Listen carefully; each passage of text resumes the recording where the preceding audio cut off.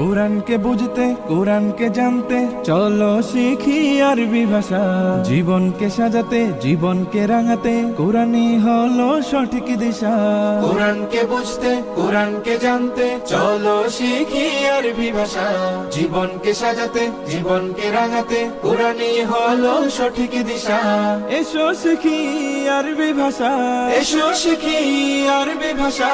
সহজ সরল ছন্দ সুরে تاء ثاء جيم حاء خاء دال ذال راء زاء سين شين صاد ضاد طاء ظاء عين غين فاء قاف كاف لام ميم نون هاء واو ياء هذه حروف الهجاء ألف باء تاء ثاء جيم حاء خاء دال ذال راء زاء سين شين صاد ضاد